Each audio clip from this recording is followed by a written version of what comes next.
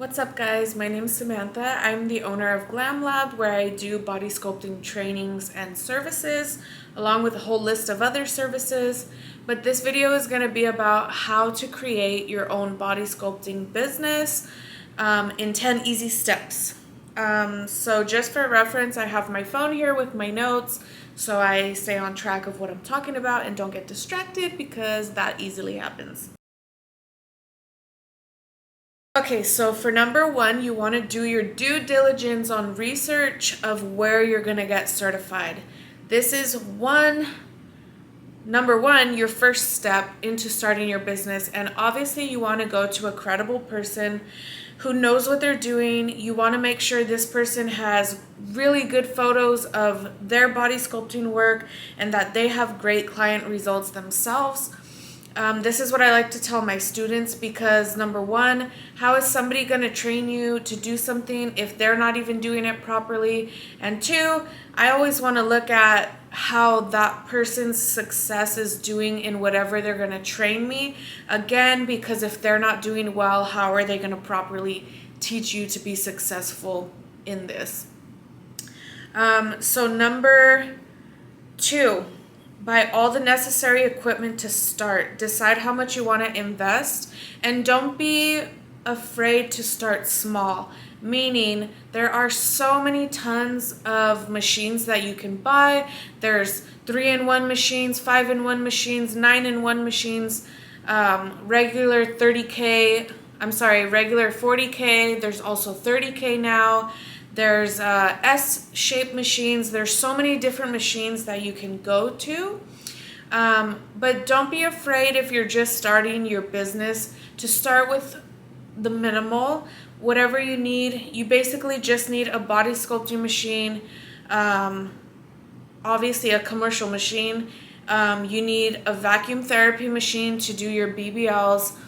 And you definitely want to invest in both of those machines no matter what, because most of the services that you learn in a body sculpting training, you do need both of those machines to do. Plus, you want to have all the services to offer, so that's just your best bet. Number three, write down your goals. Focus on those, including where your location is going to be, where are you going to start. Are you going to start from home? If you are, make sure it's still very professional. You set it up as if it were a professional salon or spa room. You don't want to bring clients to your home and have them undress in the living room, and then you have people walking in and out of your house or the living room all day. Because me personally, I wouldn't feel comfortable doing that. So that's how I try to look at things. If you wouldn't be comfortable doing it, then don't expect a paying client to be comfortable in that situation either. I personally did start my business in my living room. It was no longer my living room at that point. It was my workplace. We did not hang out in the living room. Nobody came through. I had a couple beds set up in there. I had one corner for eyelashes, one corner for body sculpting. And as my business and my clientele grew, I eventually went out and got my own office, which is where I work now.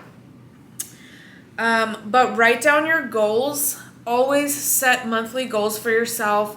I've gotten to the point now where I set yearly goals, I set monthly goals, weekly goals, and literally daily goals.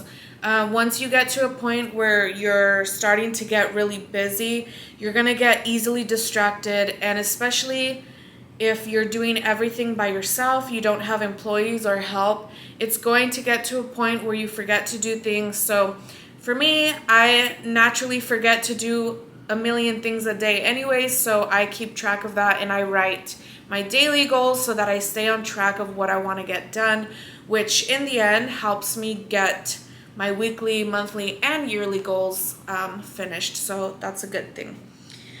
Number four, paying yourself taxes and hiring employees. So starting off, you obviously want to be able to spend the money that you're making, but I highly suggest Creating a separate bank account where all your money goes that you're making from your business. Pay yourself a set limit, weekly, bi-weekly, however you want to do it, but don't go and spend all your money that you're making, because when it comes to doing your taxes and everything, you are going to obviously pay back, because whether you set it up like a 1099 or however you set it up, self-employment, whatever you do, you want to have a set fund aside to be able to pay those taxes when it comes time to having to pay that. Hiring employees. Obviously, starting off, you probably won't need any employees. You want to get yourself to a point that you are busy enough and the business marketing and everything is kind of handling itself at this point. Then you can maybe take on someone to help you with posts or pictures or editing photos or creating flyers or whatever it is. But I always say build up to where you feel comfortable, to where you feel almost uncomfortable, like you have too much to do, then hire somebody. Number 5, insurance. So you want to make sure that you have the correct insurance, obviously liability insurance, anything like that. Make sure no matter what, no matter who you're working on, no matter how long you've known them, if it's a friend, family member, whoever, make sure that you have them sign consent forms. That's going to protect you and all of your investments.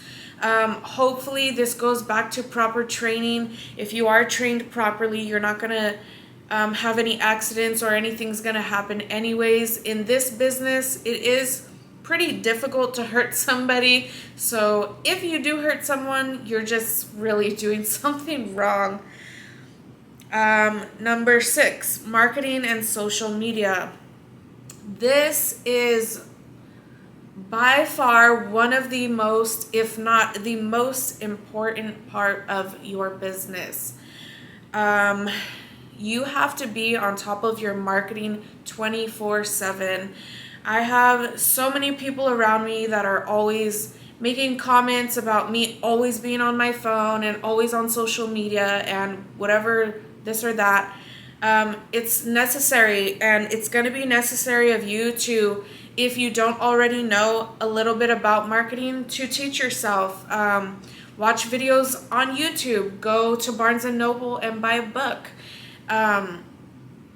Just whatever you need to do to teach yourself how to do marketing is your best bet, because obviously marketing is how you're going to get all of your clients and get your name out there, especially you're starting a new business. Obviously, if you're looking at this video, you need to know how to get your brand out there, your name out there, so that people know that your business is open now and what it does, what you offer, and all of that good stuff. So most important part, marketing and social media.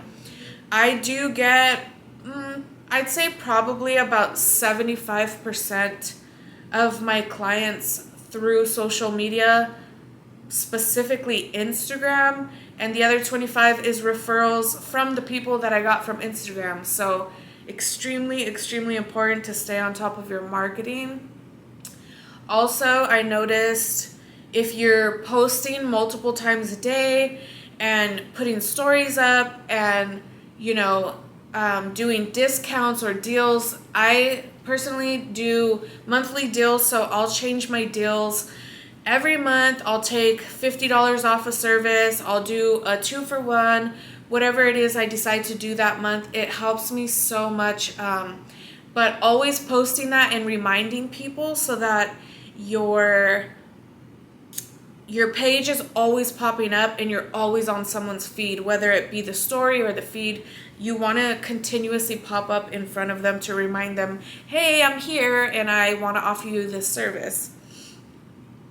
Number 7, a lot of people make fun of me for this, but I always say treat your business like a job, meaning you have to treat it as if it were a job. Treat it not like I can take a vacation whenever I want. You want to treat it as a job. You have to put the hours in. You have to show up. You have to be there and do the work for it to pay you back. And yes, maybe depending on how much time you put into it, you will get to that point where you don't need to put as much time into it because you're making a fair amount of money, which for me didn't take very long to get there. So again, it was because in the beginning I put so much work into it that it started paying me back very nicely. And now I can take a few days off, or I can take a week off, or I can go on vacation or go to Vegas and not worry that, oh my God, I'm not making money. What am I going to do? Or have to catch up. You're going to be comfortable and you're going to be fine. So number 8, investing back into your business, also a very, very important one. I know I said it earlier, don't spend all the money you make.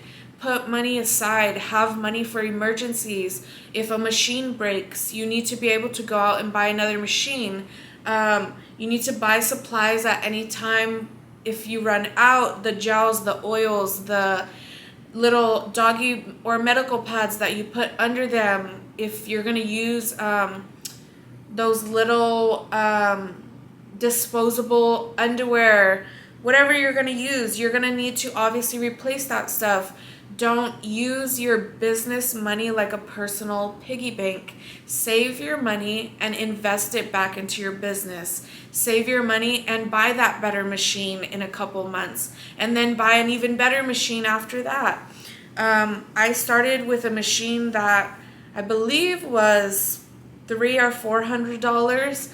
I saved my money for a few months from my client services, and then I went and got the S-shaped machine, which is a little bit more. And now I'm up to a machine, an M-Sculpt machine that cost me $10,000. So you want to start small, save your money, be smart, and then work your way up to whatever it is, whatever else it is you want to get. Number 9, don't take any shortcuts.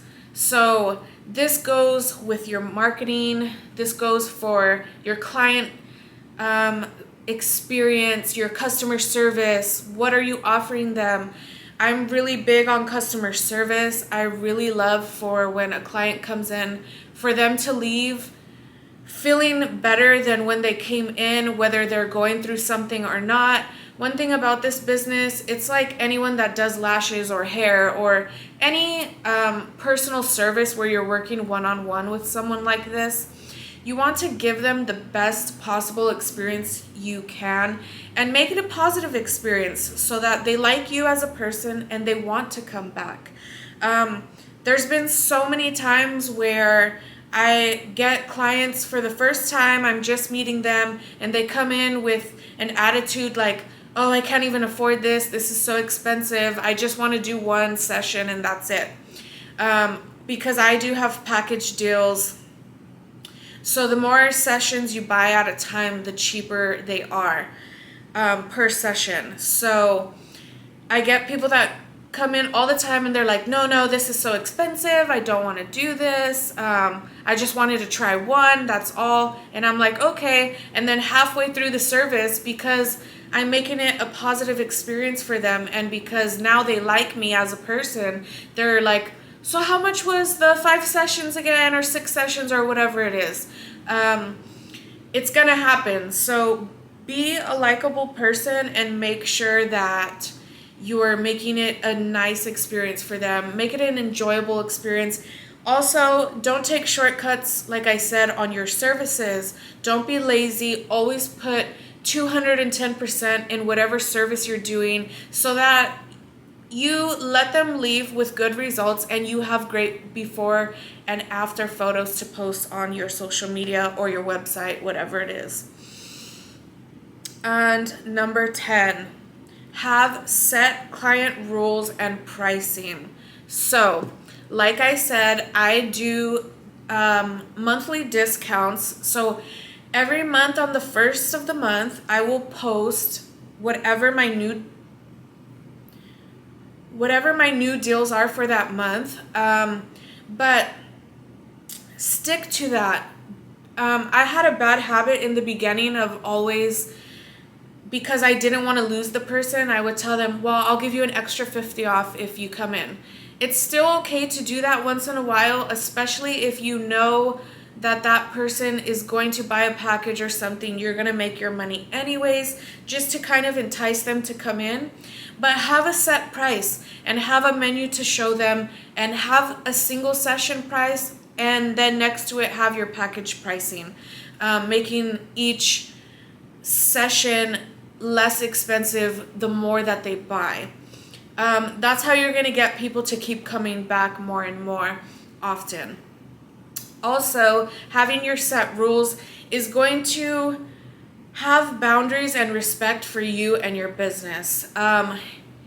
Like for instance, I have anyone who books with me has to pay a $50 deposit, and I will take that deposit through Zelle, Apple Pay, Square, whatever it is. There's so many things you can do where you don't have to be in person with that person to collect the deposit. So I will collect a $50 deposit. That's for booking.